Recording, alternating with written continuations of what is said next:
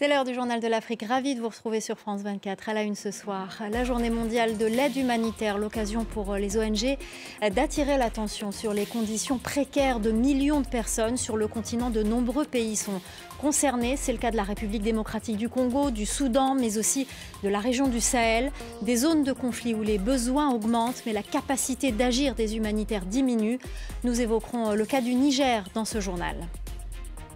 L'épidémie de Mpox en République démocratique du Congo. Le ministre de la Santé a tenu une conférence de presse ce lundi. Le pays espère recevoir les premières doses de vaccins contre l'épidémie la semaine prochaine. Les détails à suivre. Et puis l'arrestation du cyberactiviste Steve Amoussou au Bénin. Il a été enlevé à Lomé au Togo puis ramené à Cotonou. Il est détenu par la Brigade économique et financière. Nous serons au Bénin dans ce journal. 2023, l'année la plus meurtrière jamais enregistrée pour les travailleurs humanitaires selon l'ONU. Au total, 280 travailleurs humanitaires avaient été tués dans le monde. La sécurité des humanitaires n'est plus garantie en terrain de conflit. C'est le cas au Sahel et c'est arithmétique. Plus la violence augmente, plus la marge de manœuvre des humanitaires diminue. On fait le point sur la situation au Niger avec Harold Girard. Le monde échoue à protéger les travailleurs humanitaires. C'est en tout cas ce que défend l'Organisation des Nations Unies dans son dernier communiqué. L'ONU qui prévoit une année 2024 pour les travailleurs humanitaires à travers le monde encore plus meurtrière que l'année précédente. Et pourtant, en 2023, ce n'est pas moins de 280 travailleurs humanitaires qui ont été tués durant l'exercice de leurs fonctions à travers le monde. C'est le pire chiffre jamais enregistré. Au Niger et dans la région du Sahel central, par exemple, les ONG humanitaires nationales et internationales ont de plus en plus de mal à se déplacer en zone rurale pour opérer, pour venir en aide aux populations. Et dans le même temps, l'instabilité politique provoquée par de multiples coups d'État ces dernières années dans cette région du Sahel central, mais aussi la montée en puissance des groupes armés terroristes ont contraint plusieurs agences des Nations Unies, elles aussi, à limiter leurs déplacements au Niger. Au niveau du Sahel central, on a effectivement des niveaux de violence par les groupes armés, de mesures antiterroristes, par les décisionnaires et simplement des difficultés d'accès envers des zones tout simplement enclavées, des villes parfois assiégées. Tout ça, ça rend notre travail extrêmement compliqué et dangereux. Au niveau politique, si vous avez l'habitude d'avoir des interlocuteurs et qui changent, ça ne va pas nous rendre la tâche facile. Au Niger, depuis le début de l'insurrection djihadiste, il est de plus en plus difficile de se déplacer en zone rurale. Une ruralité qui rassemble plus de 80% de la population nigérienne. Et alors que l'on sait qu'au moins 4 millions de personnes au Niger ont besoin d'une assistance humanitaire régulière. En 2020, après le massacre de 7 membres de l'ONG humanitaire Acted et de leur guide nigérien, les cadres de l'ONG avaient interpellé la communauté internationale et dénoncé le manque de garanties sécuritaires qu'elle offrait aux travailleurs humanitaires sur les questions de sécurité lorsqu'ils étaient déployés en zone dangereuse.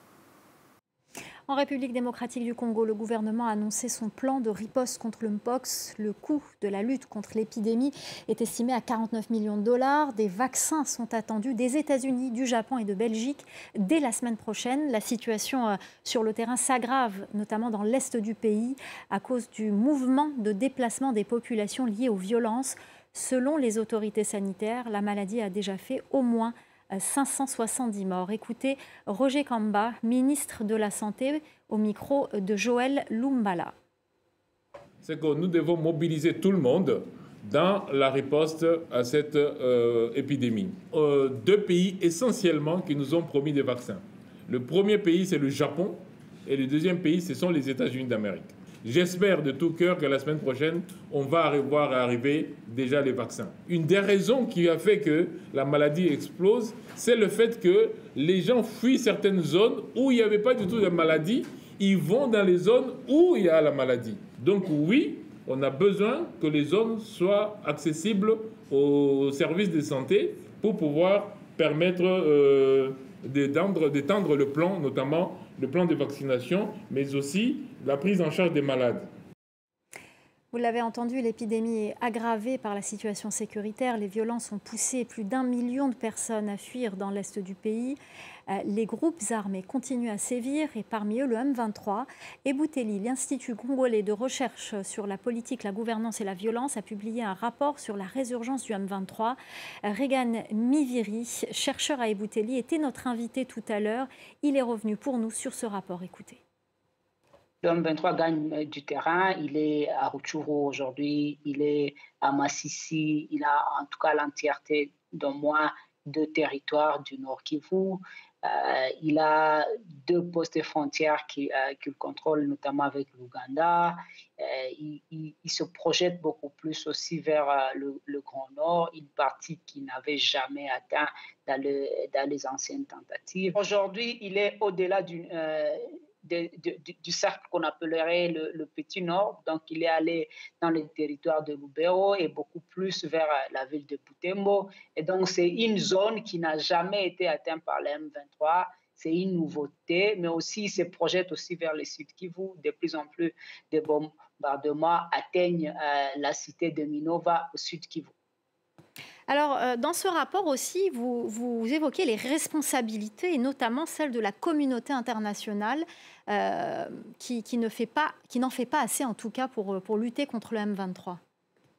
Absolument. On parle aussi de la communauté internationale qui a privilégié des questions de politique interne, mais aussi leurs propres relations avec le Rwanda, jusqu'à ne pas fermer les yeux, en tout cas, sur la gravité de cette crise, mais aussi être dans une difficulté de mettre de la pression sur le Rwanda, alors qu'on sait qu'en 2012, si cette crise a eu une fin, c'est notamment parce qu'il y a eu beaucoup de pression sur le Rwanda, notamment de menaces de rupture des soutiens financiers. Mais là, malheureusement, le soutien financier en faveur du Rwanda continue.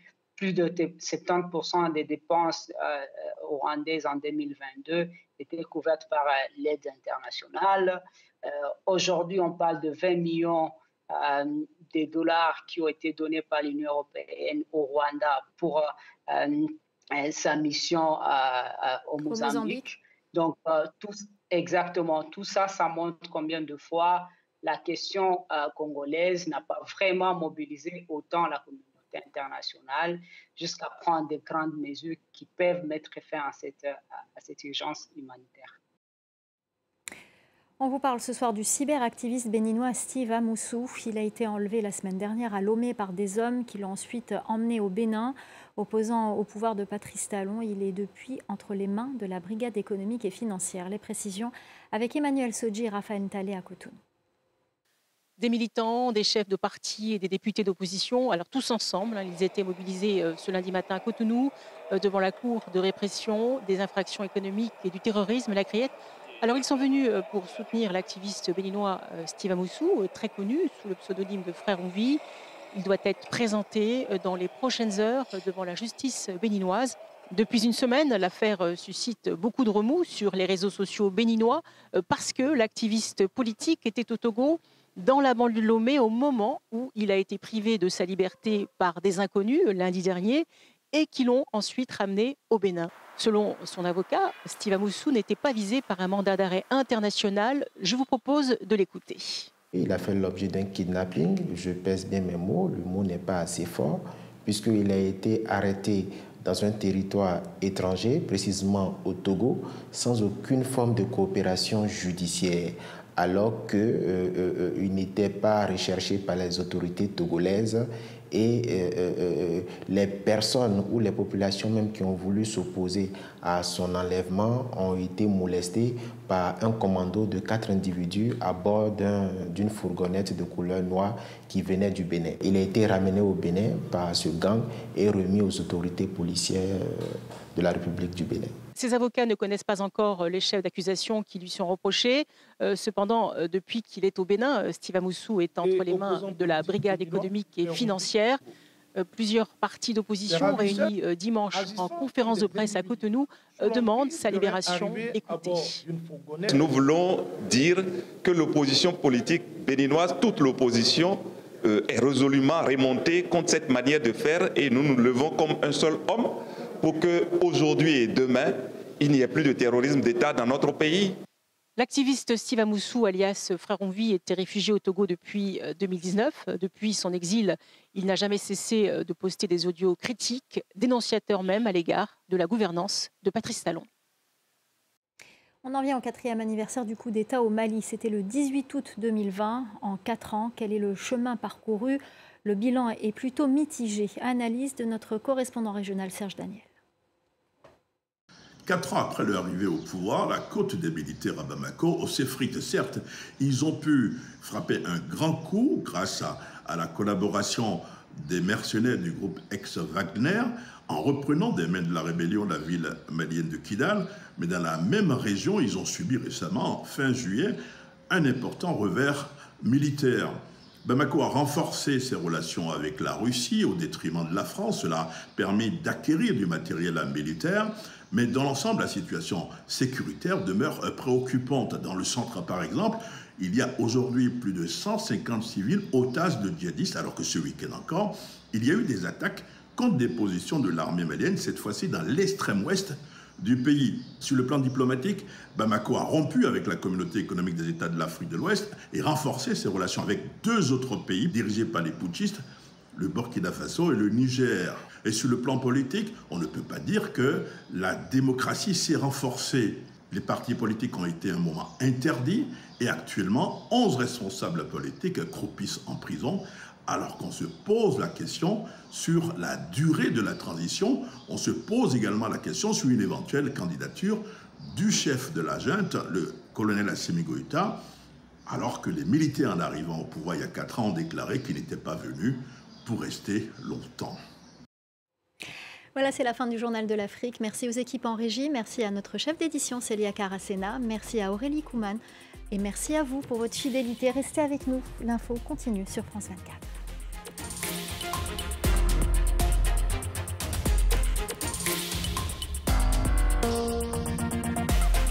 Tous les soirs de la semaine et le week-end, direction l'Afrique avec Myriam Amellal et Fatima Tawan. Le Journal de l'Afrique, c'est votre rendez-vous pour comprendre au-delà des titres ce qui fait l'Afrique d'aujourd'hui et de demain. Toujours à votre écoute, nos équipes sont présentes sur le terrain pour vous livrer des reportages et témoignages au plus près de la vie du continent. 7 jours sur 7, le Journal de l'Afrique, c'est sur France 24 et France24.com.